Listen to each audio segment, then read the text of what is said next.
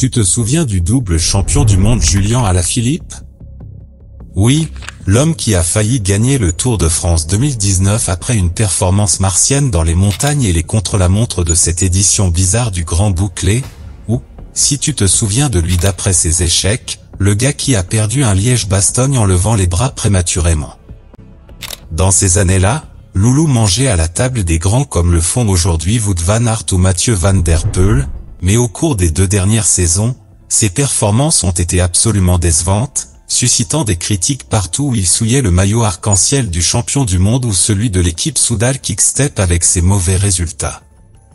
C'est son patron pendant ses 10 ans de carrière professionnelle, le légendaire Patrick Lefevere, qui a expliqué quel était le problème d'Alaphilippe depuis qu'il a signé un renouvellement de contrat avec son équipe en 2021, contrat en vertu duquel il gagne 2 300 000 € par an, soit à peine un demi-million d'euros de moins que la star de l'équipe et double champion du monde, Remco Evenepoel.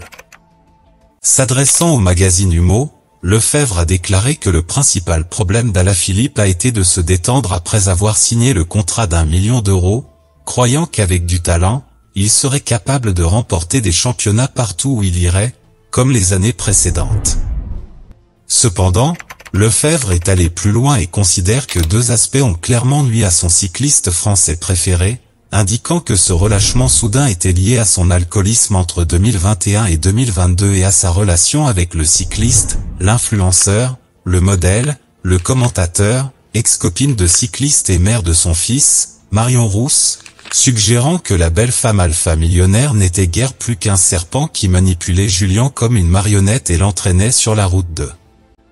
la fête et de la consommation d'alcool en fin de soirée. Mais qu'est-ce qui se cache derrière les déclarations de Lefevere? Analysons toute la situation en remontant 30 ans en arrière. Patrick Lefevere est le saint patron des coureurs absolument déchaînés depuis des décennies. Rappelez-vous qu'il était déjà le directeur de l'équipe MG lorsque le prostitué abusif et légendaire Mario Cipollini a quitté son équipe en plein Tour de France pour emmener une hôtesse espagnole au restaurant et lui montrer sa collection de 400 costumes par une chaude nuit d'été. Il a dû faire face à de vrais toxicomanes, comme le prostitué Frank Vandenbroek ou le type qui a couché avec une adolescente avec plus de poils sur les couilles que sur la tête, Tom Bonnen. Il a supporté de véritables gangsters comme le gangster toxicomane Juan Miguel Mercado ou des dopés légendaires comme Richard Virenque, Johan Museeuw, Andrei Cachesquin ou Carlos Barredo. Tout au long de sa carrière de réalisateur, il a tout vu et pourtant, à l'époque, il ne critiquait pas aussi durement le mode de vie de ses cyclistes et avait même une attitude paternaliste lorsqu'il défendait publiquement le toxicomane et amant des mineurs Tom Bonnen dans une société moins réveillée et moins critique à l'égard des machos comme l'ancien Lefevere. Cependant, ces dernières années, il a humilié publiquement plusieurs de ses athlètes comme Sam Bennett ou Mark Cavendish, et comme pour Julian Alaphilippe, ils ont tous terminé leur contrat la même année où le patron de Quick-Step débitait ses paroles emphatiques et agressives dans ses médias fétiches. En d'autres termes, lorsque Lefevere dit du mal d'un de ses cyclistes, c'est parce qu'il sait déjà qu'il ne va pas renouveler son contrat et parce qu'il est très déçu de lui. Pourquoi n'a-t-il pas dit du mal de tous les cyclistes mentionnés ci-dessus qui avaient fait des choses bien pires que ce qu'Alaphilippe aurait pu faire? Pour une seule raison, la mauvaise performance sportive. Patrick Lefevere se serait moqué que le double champion du monde soit un ivrogne qui passe ses journées avec sa femme à faire des bêtises s'il continuait à être performant sur le vélo et ne se contentait pas de gagner des petites étapes du Critérium Dauphiné et des courses de village dont personne ne se souvient. Il a même permis à la retraite de Bonnen de se ridiculiser sur scène comme un junkie à une rave party. Si Alaphilippe était un tant soit peu le type capable de gagner la Flèche Wallonne et une étape du Tour de France en maillot arc-en-ciel, nous sommes convaincus que Lefevere n'aurait pas élevé la voix contre les écarts de conduite de son coureur, si tant est qu'ils aient même des photos ensemble en train de boire du vin comme l'aime ce bon vieux Lefevere. En d'autres termes, Patrick, alcoolique accompli depuis des décennies, n'essaie pas de faire la leçon à Julian sur ce qu'il faut boire ou non. Tout cela est un message direct à la mère de son fils et aux supporters, pour leur dire qu'Alaphilippe est un petit homme mou incapable de se concentrer sur sa carrière sportive une fois qu'il a signé un contrat qui lui garantit plus de 2 millions d'euros par an sur son compte en banque. Et que c'est en grande partie la faute de sa copine, cette même copine qui permet au père de son fils d'être vu ivre en public dans un stade de football espagnol et qui passe sa vie en Andorre à faire la fête avec des youtubeurs et autres sportifs profitant de ne pas payer d'impôts dans leur pays d'origine. En même temps, Lefebvre n'est pas un gamin qui a besoin de montrer un profil familial pour avoir des sponsors car il a un palmarès de plus de 30 ans en tant que directeur sportif qui entérine sa valeur en tant que mécène, et comme dans cette chaîne, il sait que même si aucun sponsor ne veut de lui pour ses déclarations, il se fout complètement d'être étiqueté comme une grande gueule de dinosaure, il s'entendra avec n'importe qui pour rester dans le cyclisme.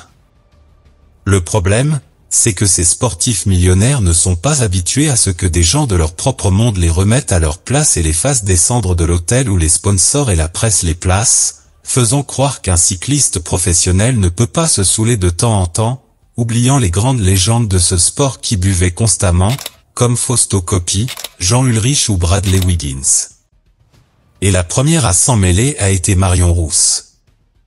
La gracieuse compagne d'Alaphilippe s'est immédiatement emparée de Twitter pour attaquer l'ancien patron du vainqueur du Milano-San Remo, avec un message dans lequel elle affirme qu'elle a gardé Alaphilippe totalement sobre parce qu'il se lève tous les matins pour s'occuper de leur jeune enfant.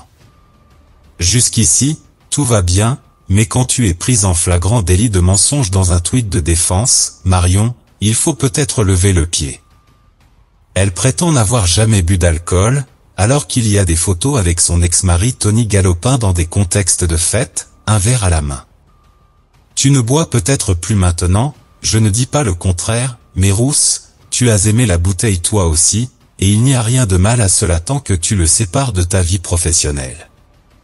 Il a au moins obtenu que le vieux Lefebvre précise que son coureur actuel Alaphilippe ne boit pas d'alcool puisqu'il a menacé de le virer de l'équipe s'il le surprenait à nouveau ivre, mais il a aussi obtenu que la femme du grand ami de Lefebvre et ancien coéquipier d'Alaphilippe, le légendaire monsieur Philippe Gilbert, prenne la défense du vieux directeur et s'en prenne au couple français qui roule en Andorre. Bettina Gilbert est apparue dans un post Instagram affirmant que les propos de Lefebvre étaient ce que tout le monde pensait dans l'écurie Quick Step, et que Marion Rousse devrait se taire, car elle sait pertinemment que c'est elle qui dit du mal des autres coéquipiers et coureurs derrière les caméras d'Eurosport. Cela a également servi à mettre certaines personnes du côté d'Alaphilippe, comme le président de l'association des cyclistes professionnels, Adam Hansen, l'ex-même cycliste qui buvait ses verres de bière au travail tout en accomplissant ses objectifs ridicules de grands tours consécutifs pour que les médias parlent de lui. Il prétend qu'un patron ne peut pas s'en prendre à l'un de ses employés de façon publique comme ça, le pauvre. Ce type n'a pas vécu Cyril Guimard insultant Lucien Vanni MPE pour gagner un tour, ou Manolo Sèche chiant sur les mères de ses coureurs pour battre l'US Postal de Lens dans les contre-la-montre par équipe les plus difficiles de l'histoire. Notre avis est le suivant, Julien, bois ce que tu veux, tu l'as bien mérité. Mais si tu te ridiculises sur le vélo sur la route, ne laisse pas ta femme aller pleurer sur les médias sociaux si tu es critiqué, tu gagnes 2 millions d'euros par an pour une raison, alors tu peux performer. Tu peux combiner alcool, vie de famille et performance cycliste, ou penses-tu que Lance buvait de l'eau aux soirées de Matthew McConaughey? Courage.